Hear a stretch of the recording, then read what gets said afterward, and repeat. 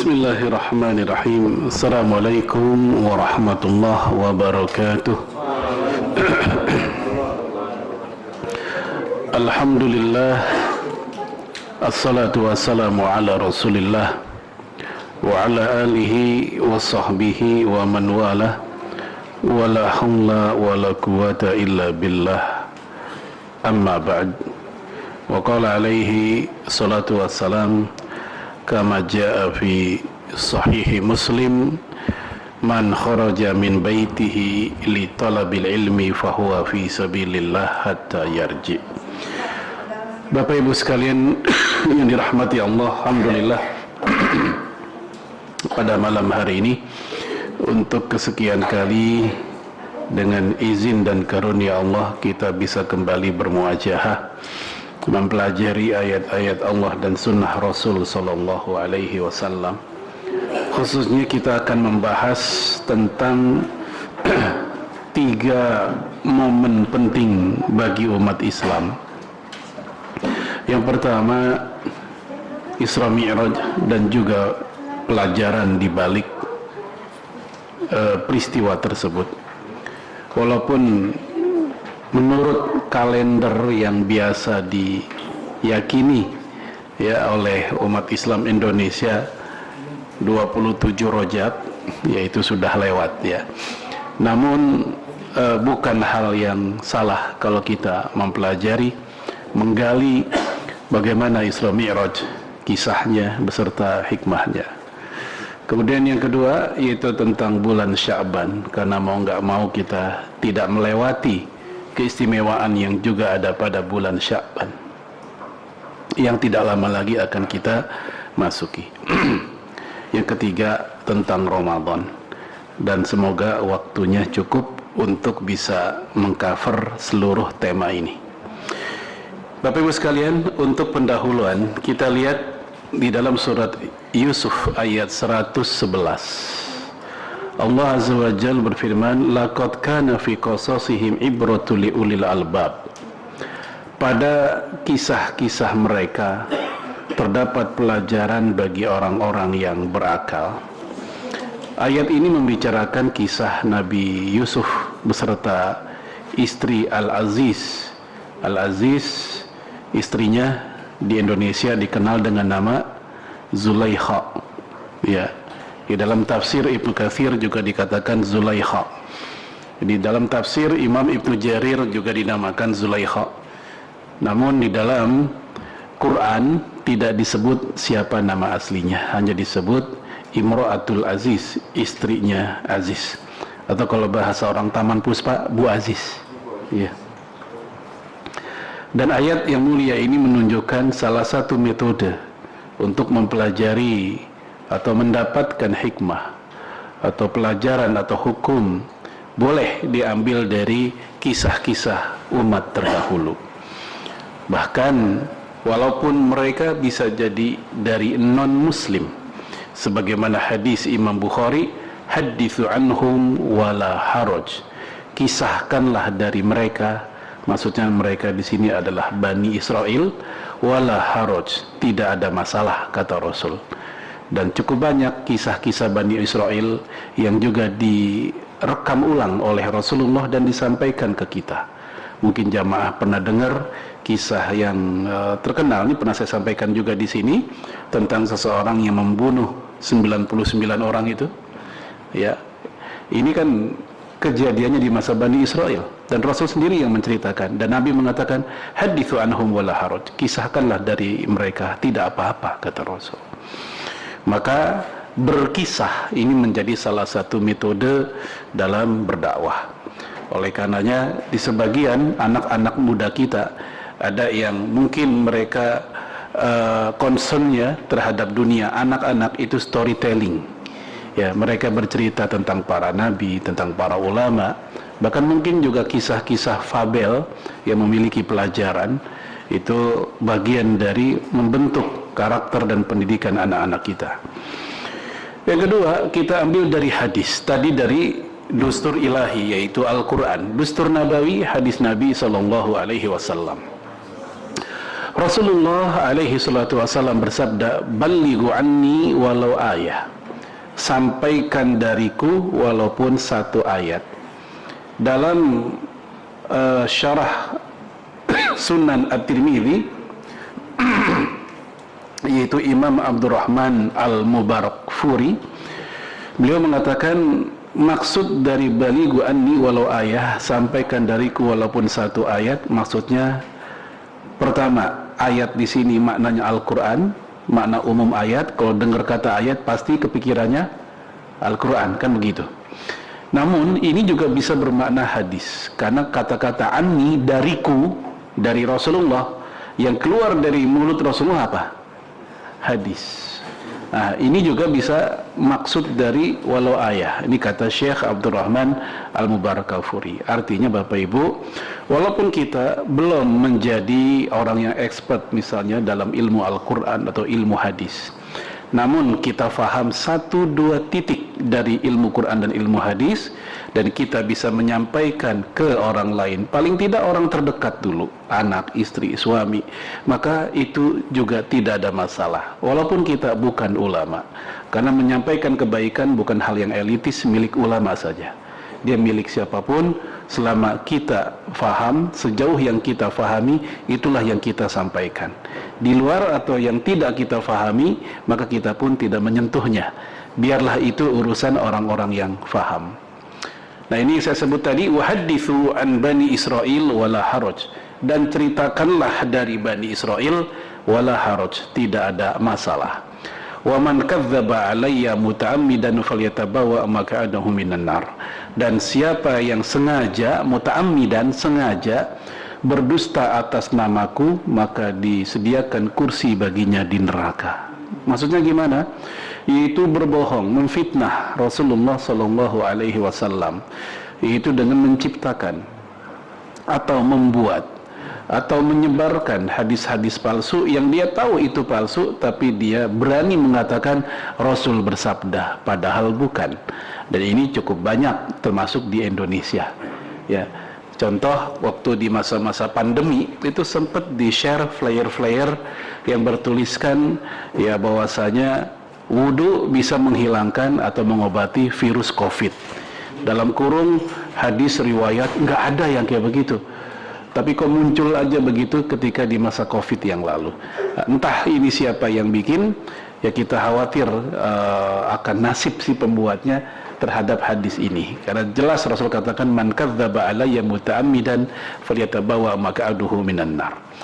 Tentu kapan-kapanlah kita bahas beberapa contoh lain yang terkenal di Indonesia, di antara hadis-hadis palsu, ya, atau hadis-hadis yang juga tidak ada asal muasalnya, namun di Indonesia dianggap hadis padahal bukan, begitu. Baik. Kemudian kita masuk langsung pada peristiwa Isra dan Mi'raj. Isra dan Mi'raj ini dua peristiwa yang terjadi di malam yang sama, yang dialami oleh orang yang sama, yaitu Nabi Muhammad SAW. Dan ini bagian dari salah satu mukjizat yang Allah kehendaki atas sebagian hambanya, tidak semua hambanya. Dan masing-masing nabi punya mukjizatnya sendiri. Apa sih mukjizat? Khawariqul adah. Ini secara makna bahasa. Khawariqul adah artinya peristiwa di luar kebiasaan, peristiwa di luar hal yang jamak umumnya terjadi. Nah, itu mukjizat. Nah, adapun secara istilahan atau terminologi, Isra itu adalah perjalanan di malam hari dari Masjidil Haram ke Masjidil Aqsa. Dan penjelasan definisi ini langsung Allah sendiri yang menjelaskan di surat Al-Isra ayat pertama.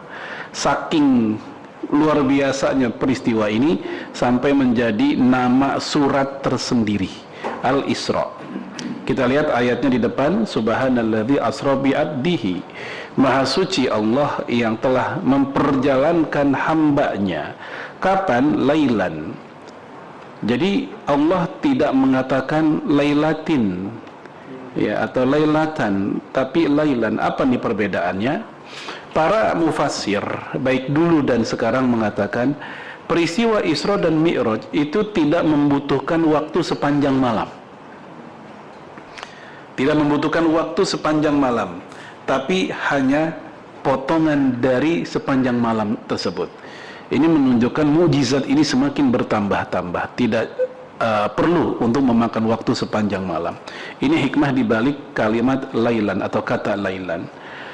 Dan kata bi'abdihi, hambanya, menunjukkan ini melibatkan ruh dan jasad sekaligus. Dalam bahasa Arab, kata al-abdu itu maknanya yatakawwanu minar ruh wal jasad, yaitu kombinasi antara ruh dan jasad. Kalau jasad saja tanpa ruh namanya mayat atau mayit. Ruh saja tanpa jasad an-nafas, jiwa. Nah, gabungan dua-duanya dalam bahasa Arab al-abdu. Maka ketika diksi dalam ayat ini adalah bi'abdihi, ini secara tidak langsung Allah ingin ngasih tahu ke kita peristiwa itu bukan semata-mata pengalaman spiritual, bukan semata-mata ruhnya aja badannya masih di bawah, tapi dengan kemahabesaran Allah, wallahu ala kulli syai'in qadir, ya, dengan fisik dan ruh sekaligus peristiwa itu terjadi. Dan ini kalau menggunakan akal manusia, siapa sih manusia yang bisa ya melakukannya atas keinginan sendiri? Ini menunjukkan, maka diawali dengan kata subhana, maha suci Allah, karena ini kehendak Allah, bukan kehendak Nabi Muhammad alaihi salatu wassalam. Ya, kita jangankan sampai ke langit 7, baru naik gunung aja udah masuk angin. Ya, ini apalagi sampai langit 7 begitu. Maka ini menunjukkan memang ini bukan kuasanya manusia, ini kuasanya Allah. Maka ketika subhanalladzi asra bi abdihi, itu kalimat menunjukkan yang maha besar Allahnya. Dialah yang membuat itu terjadi, bukan kehendak dan maunya Rasulullah alaihi salatu wassalam. Kemudian minal masjidil haram ilal masjidil aqsa, dari masjidil haram, ini masjid yang paling tua, masjid yang pertama diletakkan di muka bumi. Abu Dzar bertanya kepada Rasulullah alaihi salatu wassalam, ayul masjid wudi'a fil ardi awal, wahai Rasul, masjid apakah yang pertama kali diletakkan batu pembangunannya? Wudi'a itu diletakkan, ya, pertama kali di masjid, di muka bumi, itu masjid apa? Rasul menjawab al masjidul haram, masjid al haram. Thumma ayu, lalu masjid apa lagi setelah itu? Rasul menjawab al-Masjidul Aqsa. Jadi emang dua masjid ini dua masjid tertua yang kemudian menjadi pijakan peristiwa Isra dan Mi'raj. Kam kana bainahuma. Lalu ditanya lagi oleh Abu Dzar, jarak pembangunan atau jarak adanya dua masjid ini berapa tahun antara Masjidil Haram ke Masjidil Aqsa? Rasul menjawab arba'una sanah, 40 tahun.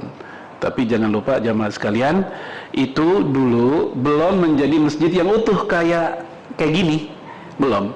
Itu masih kata-kata wudi'a, diletakkan batu fondasinya. Ya, kenapa? Karena nanti di masa selanjutnya Masjidil Haram dengan Ka'bahnya itu yang melanjutkan pembangunannya hingga sampai tuntas dan tentu sederhana pada masa itu, yaitu Nabi Ibrahim dan putranya. Sementara Masjidil Aqsa yang kemudian juga tadinya fondasi dan dibangun itu oleh Nabi Daud dan putranya, yaitu Sulaiman. Dan jarak di antara keduanya bukan 40 tahun. Jarak di antara keduanya itu ribuan tahun antara Nabi Ibrahim dengan Nabi Sulaiman. Maka dengan demikian kita tidak merasa kok 40 tahun kan yang membangun itu jaraknya jauh. Karena yang 40 tahun itu konteksnya bukan bangunan sudah jadi, tapi apanya tadi? Yaitu fondasinya. Kemudian alladzi barokna haulahu, yang mana Al-Aqsa ini negeri, daerah, bumi yang kami berkahi di sekitarnya. Apa maksud berkah di sini? Imam Asy-Syaukani dalam tafsir Fathul Qadir mengatakan karena ini buminya para nabi dan rasul rata-rata dilahirkan di Palestina. Yang kedua, di Palestina ini daerah yang paling subur jika dibandingkan di Timur Tengah lainnya. Di bagian negeri gurun lainnya itu paling subur di Palestina, Baitul Maqdis.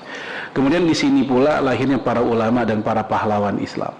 Imam Syafi'i lahir di Baitul Maqdis, khususnya di Gazanya. Imam Syafi'i itu asli orang Gaza dia. Kemudian juga ya Imam Ibnu Qudamah Al-Maqdisi, kemudian Abu Muhammad Al-Maqdisi, kemudian juga para pahlawan rata-rata lahir di sana. Kemudian linuriyahu min ayatina, ini semua dalam rangka mempertontonkan kebesaran ayat-ayat kami, tanda-tanda kebesaran ayat kami. Innahu wasami'ul basir, Allah Maha mendengar lebih Maha melihat. Baik, ini Isra. Adapun Mi'raj artinya perjalanan naiknya Rasul alaihi salatu wassalam ke langit 7, Sidratul Muntaha. Pohon. Muntaha itu ujung terakhir, ujung perjalanan, mentok. Makanya kalau dalam artikel-artikel berbahasa Arab terdahulu, kalau mereka selesai bikin tulisan, biasanya ada tulisan intaha. Intaha artinya selesai, sekian. Maka selama ini banyak orang mungkin bertanya-tanya, Sidratul Muntaha kayak apaan sih gitu.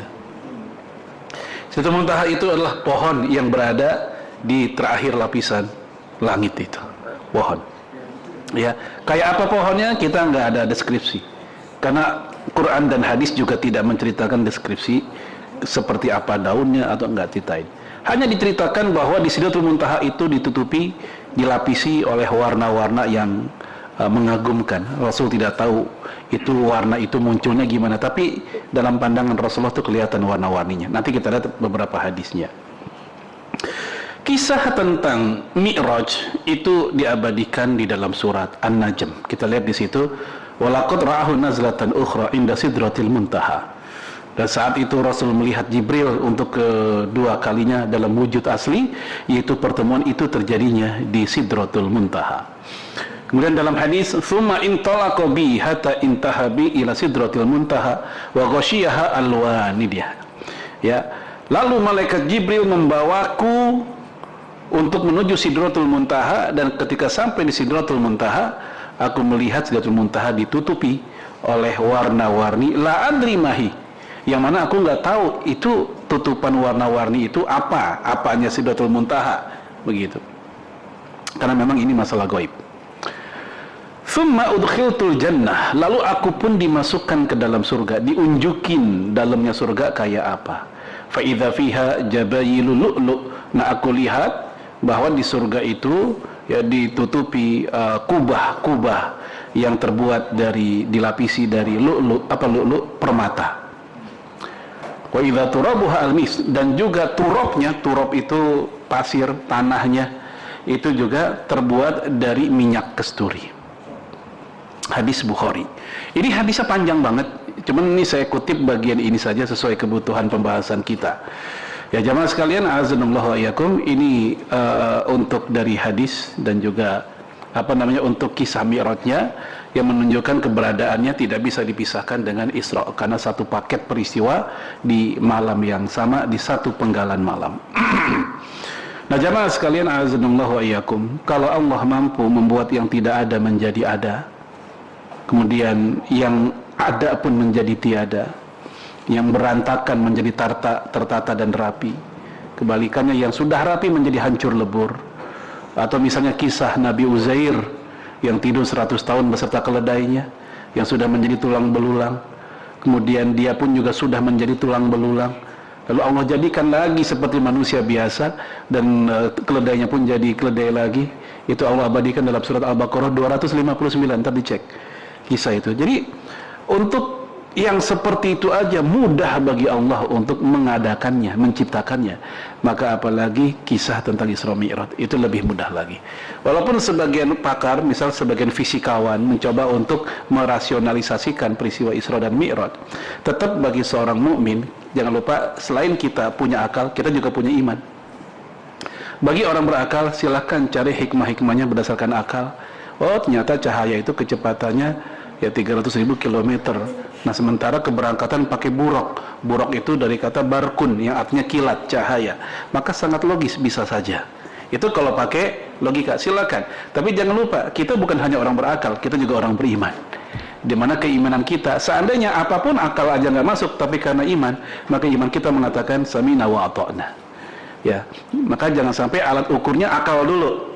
Akal itu memperkuat. Iman yang paling utama. Itulah kenapa Ibnu Mas'ud mengatakan kami diberikan iman sebelum diberikan Al-Quran. iman udah ada sebelum Al-Quran lengkap. Kan begitu di masa para sahabat. Kapan Al-Quran lengkap? Selesai tuntas ketika Rasul wafat. Tapi para sahabat Nabi membersamai Rasulullah itu semenjak Al-Quran masih sebelum awal-awal turun, belum tuntas semuanya. Maka wajar Ibnu Mas'ud mengatakan kami diberikan iman sebelum Al-Quran. Beda sama kita, orang zaman sekarang, kita lahir Quran udah ada belum? Udah ada. Sehingga sikap mereka dulu diberikan iman baru Al-Quran. Sikap mereka, apa kata Al-Quran? Sami'na wa ato'na. Kalau orang sekarang, sami'na wa tafakarna. Kami dengar, kami pikir-pikir dulu. Ya, kami dengar, kami renungkan dulu. Cocok kita pakai, kalau nggak cocok kita buang. Itu sebagian orang sekarang kan begitu. Baik. Kita masuk lagi secara ringkas. Peristiwa Isra dan Mi'raj. Ini berdasarkan hadis-hadis sahih, ini saya ringkas saja ya. Ada Bukhari, ada Muslim. Ya, jadi dari Masjidil Haram ke Masjidil Aqsa dengan buraq. Ya, ditemani malaikat Jibril alaihi salam. Nah, buraq yang jadi tunggangan ini itu warnanya putih. Dalam hadis sahih Muslim kita gitu, warnanya putih.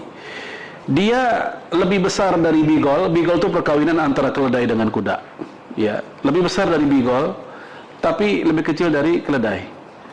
Tapi wujudnya kayak apa enggak diberitahu dalam hadis itu. Dan menunjukkan itu bukan hal yang penting.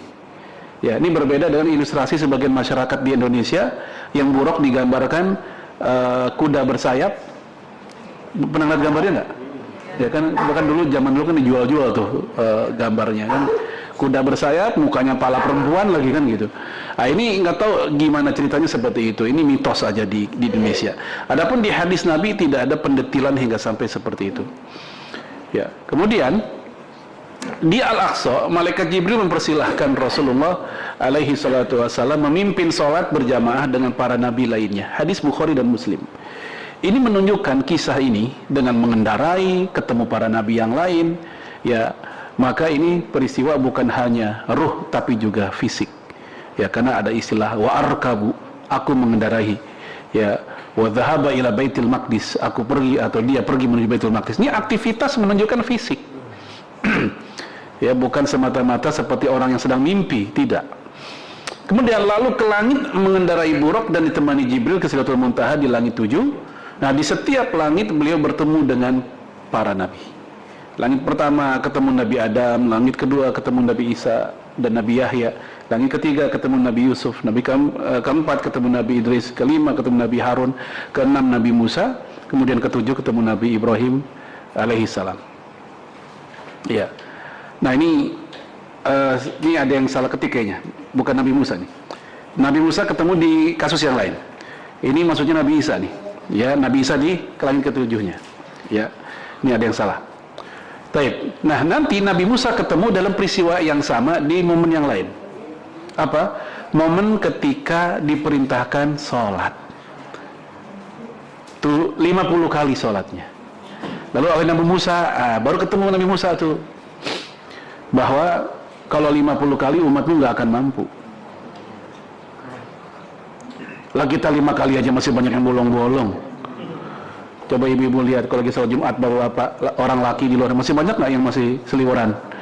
Yang kita duga kuat, ya mereka juga muslim kan begitu. Ya, itu 5 kali. Maka akhirnya Rasul pun ya menego bolak-balik. Itu hadisnya panjang. Rasul minta kepada Allah hingga akhirnya diputuskan hanya 5. Lalu 5 itu kata Rasulullah, kata Allah kepada Rasul, inna ladaik bihadhil khamsin. Sesungguhnya 5 kali itu sudah setara dengan 50 kali. Jadi 5 kali sholat kita setara dengan 50 kali umat terdahulu. Ini khususon buat kita, khusus buat umat Islam. Nah, setelah perintah sholat barulah dipulangkan kembali ke muka bumi. Baik jamaah sekalian, azanallahu wa iyyakum. Kalau kita lihat kisah ini, sebenarnya ini kisah atau ini peristiwa akan tanda petik ya, hiburan dari Allah kepada Rasul alaihi salatu wassalam. Hiburan gimana? Karena peristiwa Isra Mi'raj terjadi setelah Amul Huzni, hari duka, tahun duka cita. Tahun Huzni, duka cita, karena wafatnya orang-orang tercinta Rasul. Khadijah meninggal, Abu Thalib meninggal. Khadijah yang membackup secara dana perjuangan, Abu Thalib yang membackup secara sosial dan politik. Dua-dua orang ini sangat kuat perlindungannya kepada Rasulullah. Meninggal. Maka Rasul pun datang ke Taif. Ngapain ke Taif? Karena Taif ada kenangan masa kecil Rasulullah disusui di Taif. Halimatus Sa'diyah itu orang Taif, yaitu Bani Sa'ad. Siapa Bani Sa'ad? Yaitu sebuah marga Sa'ad yang bahasa Arabnya paling fasih. Itulah kenapa Rasulullah kalau ngomong itu paling fasih di antara para sahabat Nabi yang lain. Huruf dotnya Rasulullah tidak ada yang bisa menyamai. Itu kata para sahabat. Nah, ceritanya Rasul ke Taif dalam rangka mencari topangan baru setelah wafatnya dua orang yang sangat dia cintai. Dan yang paling bikin dia sakit hati atau perih adalah ternyata yang justru mengusir Rasulullah itu keluarganya Halimatus Sa'diyah. Keluarganya Halimatus Sa'diyah yang ketika Rasul kecil sangat sayang kepada Rasulullah, tapi justru saat ini ketika Rasul sudah menjadi seorang Nabi dan Rasul, mereka malah yang paling keras pengusirannya. Dan diceritakan Rasul sampai berdarah-darah pelipisnya, kakinya. Zaid bin Harisah juga sampai berdarah-darah. Zaid itu menemani Rasul ketika perang Uhud. Kejadian perang Uhud dah lama itu kejadian setelah Taif. Kan perang Uhud Rasul juga kalah tuh ya, 70 sahabat meninggal setelah menang terus kalah. Rasul ditanya, lebih sedih mana, peristiwa kekalahan perang Uhud atau pengusiran di Taif? Rasul mengatakan di Taif. Kenapa? Tadi di luar ekspektasi. Rasul menyangka bahwa dia akan ditolong oleh orang-orang Taif karena mereka ada sejarah hubungan dekat dengan Rasul. Ternyata Rasulullah malah diusir oleh mereka, bukan sekedar diusir tapi disakiti secara fisik. Hingga akhirnya Rasul pun ya bersembunyi atau istirahat di kebun kurma. Ini buat yang pernah umroh ke Taif pasti dikasih tahu ya, di kebun kurma. Nah, di kebun kurma itulah datang malaikat penjaga gunung yang menawarkan bantuan akan diangkat itu gunung dan ditiban ke mereka. Kata Rasul, jangan. Kenapa? Karena bisa jadi sekarang mereka seperti itu, tapi di balik tulang sulbi mereka akan lahir keturunan yang justru menjadi pembela Islam. Ini visi Rasulullah. Jangan diambil aja. Ntar juga anak cucu mereka juga nggak kayak bapak atau kakeknya. Ya, ternyata betul di sejarah selanjutnya orang-orang Taif itu paling besar jasanya dalam perang Yarmuk melawan Romawi. Dulunya mereka anti Rasul, malah menjadi pembela Islam di masa perang Yarmuk. Ini pelajaran buat kita, kalau benci sama orang jangan terlalu, bisa jadi anaknya kita benci, cucunya malah jadi mantu kita, kan kita ini juga gitu. Atau ayahnya kita benci, tapi anaknya jadi mantunya, begitu. Baik, kemudian setelah peristiwa 3 kesedihan tadi, maka terjadilah peristiwa Isra Mi'raj yang tadi sudah kita deskripsikan. Lalu kapan terjadinya? Para ulama sepakat terjadinya setelah Amul Huzni. Namun mereka berbeda pendapat tentang bulan persisnya, tanggal persisnya. Walaupun yang paling masyhur adalah 27 Rajab, seperti yang dikatakan Al-Qasim bin Muhammad. Ya, kemudian Imam As-Suyuti, kemudian Imam Abu Mansur As-Samarqandi dan seterusnya, itu mengatakan 27 Rajab. Tapi tidak semua ulama mengatakan 27 Rajab peristiwa Isra Mi'raj. Ya, ada yang mengatakan dhaif yang mengatakan 27 Rajab. Ya, ada yang mengatakan terjadinya Isra Mi'raj itu bulan Syawal. Ada yang bilang Rabiul Awal. Ada pula yang mengatakan Ramadan. Nah, jamaah sekalian, azanallahu wa iyyakum, ini kenapa bisa berbeda? Jadi kalau kita boleh ambil kesimpulan seperti ini, keragaman pendapat para sejarawan ahli hadis tentang kapan sih persisnya Isra Mi'raj. Ya, Isra Mi'raj terjadi, iya, Quran cerita, hadis cerita, tapi tanggalnya itu dan bulannya itu kok kenapa berbeda? Maka kemungkinannya adalah karena di masa itu yang paling penting bukan menghafal tanggal dan bulan, tapi peristiwanya itu sendiri yang perlu kita ketahui dan kita ambil hikmahnya. Yang kedua, ini budaya nggak jauh beda dengan budaya Indonesia. Orang Indonesia kalau ditanya, orang tua zaman dulu ya, itu mereka kalau ditanya tanggal lahir atau tahun lahir mungkin jawabannya nggak tahu. Mereka jawab lewat patokan peristiwa. Kayak kakek lahir kapan? Kakek lahir seingat kakek ya, itu pohon asem belakang rumah belum numbuh. Jadi patokannya dari situ. Lah kalau nenek kapan? Nenek lahir kereta UI belum ada katanya. Nah itu budaya Indonesia pun juga begitu ternyata. Nah di Timur Tengah pun juga ternyata nggak jauh beda. Kalau ditanya kapankah Rasul lahir, semua menjawab sepakat tahun gajah, ya kan? Tapi kalau ditanya kapankah tanggal dan tahun persisnya, beda pandangan. Ada yang 20 Rabiul Awal, Indonesia 12 Rabiul Awal, betul ya? Tapi juga ada yang mengatakan di malam pertama bulan Rajab, malam pertama bulan Rajab itu lahirnya Rasulullah, seperti dalam kitab Lataiful Ma'arif, beda. Maka ternyata peristiwa ini pun juga demikian. Nah, itu hikmah kenapa kok bisa berbeda. Bisa jadi karena memang pertama, yang penting bukan masalah tanggalnya, tapi hikmah dari peristiwa itu sendiri. Yang kedua, karena budaya mencatat tanggal peristiwa bisa jadi bukan atau belum budaya di zaman itu, bukan hanya di sana, bisa jadi di dunia lainnya, termasuk di Indonesia saat itu. Tadi kita angkat sedikit, apakah ruh dan jasad sekaligus? Sudah saya sebut, analisa secara bahasa, kata-kata bi'abdihi menunjukkan itu bermakna ruh dan jasad sekaligus. Dan sudah saya sebut di sini nama-nama beken dari generasi sahabat Nabi, mulai dari Umar, Ibnu Abbas, Jabir, Anas, Huzaifah, Abu Hurairah, dan seterusnya, yang mengatakan peristiwa itu peristiwa ruh dan jasad sekaligus. Demikian pula dari para tabi'in dan generasi setelah mereka. Ya, Syekh Muhammad Abu Syuhbah berkata, jumhurul ulama salafan wa khalafan ala anal Isra wal Mi'raj kana fi lailatin wahidah wa annahuma kana fil yaqzah bi jasadihi wa ruhihi sallallahu alaihi wasallam. Jadi kata mayoritas ulama, jadi ini belum ijma. Mayoritas ulama mengatakan, baik dulu dan sekarang, Isra dan Mi'raj Rasul itu kejadian di satu malam saja. Dan keduanya terjadi dalam keadaan Rasul yaqzah. Apa yaqzah? Sadar. Kayak kita nih lagi gini, itu sadar. Yaqzah, sadar. Bijasadihi, dengan jasadnya, wa ruhihi, dan dengan ruhnya, alaihi salatu wassalam.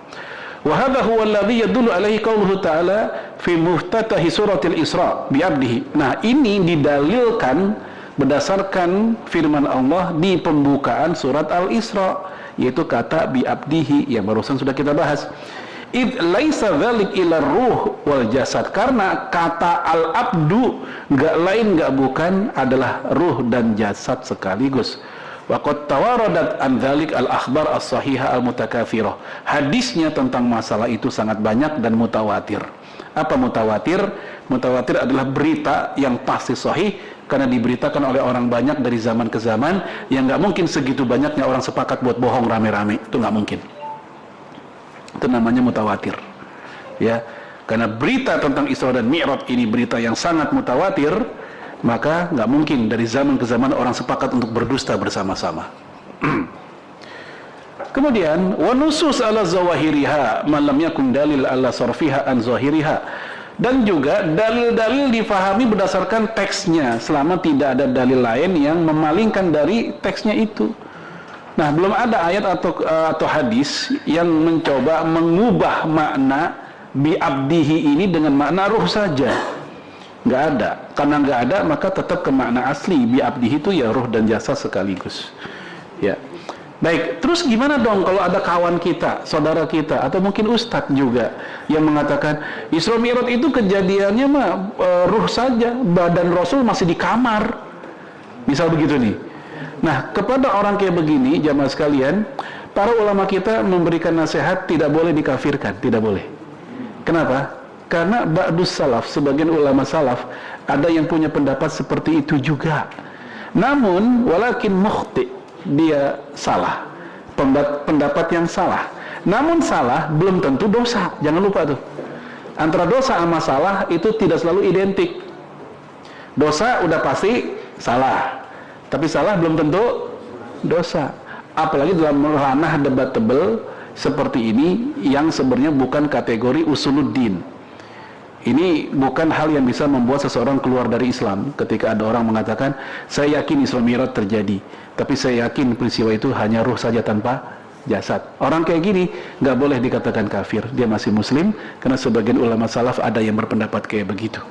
Ya, namun mayoritas mengatakan ruh dan jasad. Baik, kemudian apa sih hikmahnya? Ya, ini yang paling utama ya. Yang pertama, ini ujian keimanan untuk hamba-hambanya atas kemahakuasaan dan kemahabesaran Allah Subhanahu wa Ta'ala.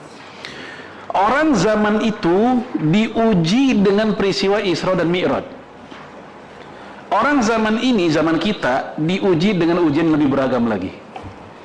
Di zaman Rasul mereka pernah diuji dengan di embargo, blokade 2 tahun namanya. Ada yang bilang 3 tahun, sebagian sejarawan. Sehingga saking lamanya mereka di blokade, para sahabat itu di Mekah ya. Itu mohon maaf, itu ada sahabat Nabi ketika buang air itu nggak keluar apa-apa karena nggak ada makanan. Ya, di antara mereka ada yang wafat karena kelaparan. Itu ujian buat mereka, ya. Kemudian juga diuji dengan pengusiran, pembunuhan seperti yang dialami keluarganya Ammar bin Yasir. Lalu mereka pun juga diuji dengan peristiwa ini. Dan ternyata betul jamaah sekalian, ada di antara mereka yang kemudian jadi murtad, ada. Ini diceritakan dalam kitab Al-Mustadrak Imam Hakim. Murtad. Sebagian kecil sih. Datanglah tokoh-tokoh Quraisy memprovokasi Abu Bakar As-Siddiq dan menceritakan bahwa kawanmu itu semalaman doang dia perjalanan ke Al-Aqsa, padahal kalau kita pakai kuda tercepat aja itu butuh waktu berpekan-pekan, ini semalaman doang, udah gitu ke langit balik lagi. Dan sebagian kawan-kawanmu pula di kota ini, di Mekah, itu ada yang tidak percaya dan murtad. Diceritain tuh supaya Abu Bakar ikut-ikutan murtad. Tapi mereka salah orang, Abu Bakar melayan. Apa kata Abu Bakar? Laukana aba'ad minhu. Seandainya perjalanan dia lebih jauh dari sekedar ke Sidratul Muntaha, padahal itu udah paling jauh gitu. Ya, lausaddikuhu. Saya akan tetap membenarkan dia. Itu Abu Bakar. Makanya Abu Bakar setelah itu dinamakan dengan As-Siddiq. Gelar As-Siddiq itu gara-gara peristiwa itu. Dan gelar itu bukan dari para sahabat, bukan dari sejarawan, tapi langsung lewat lisannya Rasulullah Sallallahu Alaihi Wasallam untuknya. Baik jamaah sekalian, ini ujian keimanan. Baik, nanti kita cek di surat di surat Al-Ankabut misalnya ayat 2. Ahasiban nas ayyutraku ayyakulu amanna wa hum la yuftanun. Al-Ankabut ayat 2. Apakah manusia menyangka mereka beriman dan dibiarkan untuk mengatakan saya ini beriman? Wahum la yuftanun, padahal mereka belum dites. Ya, ada orang ngaku pinter tapi nggak pernah ikut UAS dan UTS. Ketahuan dari mana alat ukurnya? Daya serap dia terhadap pelajaran. Ikut tes dulu, ikut tryout dulu. Nah, ujian peristiwa Isra Mi'raj ini bagian dari untuk mengukur sejauh mana keimanan kita kepada Allah Subhanahu wa taala. Baik, jamaah sekalian, kalau kita bandingkan ya peristiwa-peristiwa luar biasa di masa lalu dengan di masa kini, sebenarnya itu lebih banyak di masa kini. Maksud saya di masa setelah generasi sahabat. Salah satu hikmahnya adalah karena di masa sahabat tidak perlu dikasih peristiwa-peristiwa aneh, mereka udah beriman. Beda sama orang di masa selanjutnya, kudu ada keanehan dulu baru beriman. Contoh seperti orang Bani Israel yang mengatakan, ya Musa la nu'mina laka hatta narallaha jahrah. Wahai Musa, kami nggak akan beriman sama kamu kecuali kalau kami melihat Allah terang-terangan. Itu maunya Bani Israel. Jadi nenek moyang materialisme itu ya Bani Israel. Mereka baru percaya sama Allah kalau melihat Allah secara jahrah. Apa jahrah? Langsung terang-terangan. Itu materialisme dari situ biang keroknya tuh. Itu apa namanya di masa itu. Di masa kita juga begitu kadang. Mereka baru mau percaya sama Allah, baru mau beriman kalau ada peristiwa-peristiwa yang aneh dulu, yang kemudian di masyarakat kita dikatakan dengan istilah karomah, maunah, apalagi ya irhas kalau untuk para nabi di masa kecil. Tapi di masa lalu itu lebih sedikit. Mujahidin itu banyak banget ngalamin. Ya, waktu kasus Ambon juga dulu ada peristiwa-peristiwa luar biasa di Ambon begitu. Baik, yang kedua, ujian keimanan untuk hamba-hambanya atas kebenaran risalah Nabi Muhammad SAW. Risalah yang Rasul bawa itu banyak. Pertama jelas risalatul Islam, risalatul Quran, ya, risalatul Mu'jizat, itu juga risalah. Ya, ada orang yang percaya keislaman, percaya kerasulan, tapi nggak mau percaya dengan mukjizat. Ya, karena dianggap tadi khawarikul adah, ini nggak masuk nalar. Hadis Bukhari, dari tangan Rasul keluar air. Hadis Bukhari, yang dari air itu para sahabat berwudu. Hadis Bukhari juga, Ya, kalau hadis Bukhari itu dalam konteks ahlu sunnah itu udah as-sahhul kutub, kitab yang paling sahih setelah Al-Quran tentunya. Ya, hadis Bukhari, Rasul itu punya kebiasaan ceramah di bawah pohon dan para sahabat di situ dengerin. Nah, begitu Rasulullah dibikinin podium, mimbar, Rasul udah nggak di pohon itu, ceramahnya di mimbar tersebut. Itu pohon kangen, rindu, merintih, keluar suara rintihan, rindu kepada Rasulullah agar dia ceramah di situ lagi. Ini dikisahkan dalam hadis Bukhari. Pohon kangen sama Rasul, keluar rintihannya. Tentang bulan terbelah. Termasuk kisah Isra Mi'raj ini. Ini ujian keimanan atas yang beliau bawa. Dan para ulama mengatakan man jahada ya risalatan minar rusul, siapa yang mengingkari keberadaan risalah di antara para rasul, faqad kafara, maka dia telah keluar dari Islam. Itu ada di bab nawaqid asy-syahadatain, ya pembatal-pembatal dua kalimat syahadat. Saya mah nggak percaya sama Quran misalnya, walaupun satu ayat saya nggak percaya, ya walaupun satu huruf saya nggak percaya. Ini hati-hati, itu bagian dari nawaqid asy-syahadatain. Yang ketiga, menunjukkan keagungan dan kedudukan sangat tinggi ibadah sholat. Karena sholat diwajibkan dikala Rasulullah sedang di langit. Sementara ibadah yang lain diwajibkan dikala Rasulullah di muka bumi. Haji ke, zakat ke, jihad ke, dan lain-lain ketika Rasul di muka bumi, tapi sholat ketika di langit. Maka wajar sholat menjadi alat ukur pembeda muslim dan non-muslim. Nabi mengatakan, baina syirki wal kufri tarkus sholah. Pembatas antara kesyirikan dan kekafiran adalah meninggalkan sholat. Di hadis yang lain dikatakan, al-ahdul ladzi bainana wa bainahum as-sholah wa man tarakaha faqad kafar. Perbedaan kita, perjanjian kita dengan non-muslim adalah sholat. Maka siapa yang meninggalkan sholat, maka dia telah keluar dari Islam. Itu hadisnya banyak kayak begitu. Ya, Umar bin Khattab, kemudian Ibnu Mas'ud cerita di zaman kami, untuk membedakan mukmin dan munafik adalah sholat. Wabil khusus sholat subuh dan sholat isya. Ini dua sholat yang paling orang munafik paling males melaksanakannya. Subuh belum bangun, isya udah capek, gitu. Baik, jamaah sekalian. Oleh karena itu, para ulama kita membagi untuk orang yang meninggalkan sholat ada 3 keadaan. Pertama, dia meninggalkan karena mengingkari kewajiban sholat.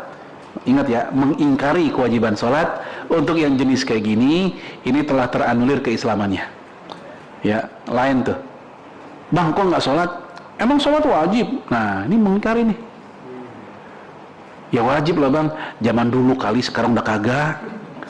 Nah, orang kayak gini, karena dia mengingkari sholat, sama juga mengingkari rukun Islam. Yang kedua, ada orang nggak sholat bukan karena mengingkari, tapi karena males. Males dia. Bang, kenapa nggak sholat? Ya gimana ya, gue lagi banyak urusan. Allah juga nauin kali, nggak apa-apa lagi begini mah. Tapi gimana sholat itu bang? Ya wajib sih, gue tahu. Nah, untuk kayak begini, dia masih meyakini itu wajib, tapi karena faktor kemalasan, hawa nafsu. Umumnya para ahli fikih mengatakan dia masih muslim tapi fasik. Syafi'i, Maliki, Hanafi bertiga mengatakan dia masih muslim tapi fasik. Sementara yang paling keras Hambali yang mengatakan bahwa dia telah keluar dari Islam. Sama dengan yang pertama. Itu kalau apa? Males walaupun masih meyakini. Yang ketiga, ada orang nggak sholat karena ketiduran. Itu lain tuh. Ketiduran, kelupaan. Tidur jam 10 pagi, bangun jam 10 malam. Ya mirip kayak orang mati suri dah gitu. Ya. Baru ngeh tuh, ya Allah kok gue belum ini, nggak dia bangunin nih gimana. Tapi dia nggak sholat tuh 3 waktu. Zuhur, asar, maghrib, isya masih ada waktu jam 10. Untuk yang kayak gini dia ma'dzur dan ma'fu anhu, dimaafkan. Tapi jangan lupa, begitu dia bangun, dia falyusalliha idza dzakaraha. Segeralah dia sholat ketika dia mengingatnya bahwa dia belum sholat.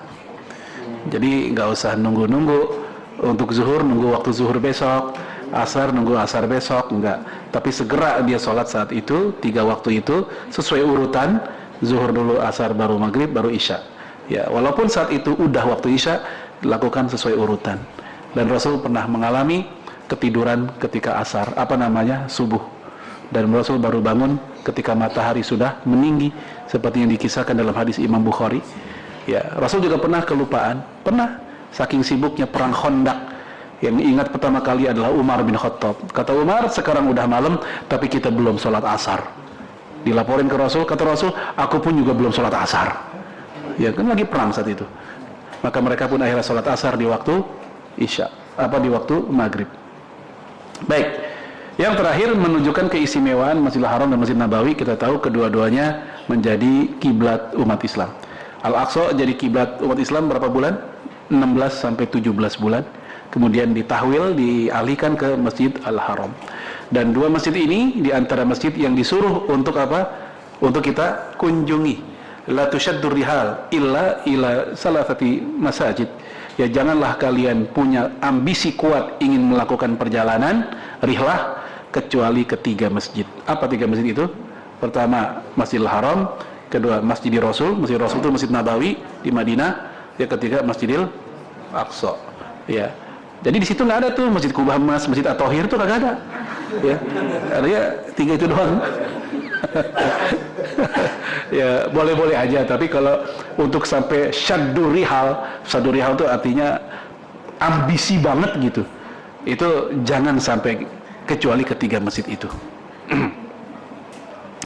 Baik, ini diantara poin-poin yang bisa kita ambil dari peristiwa Isra dan Mi'raj.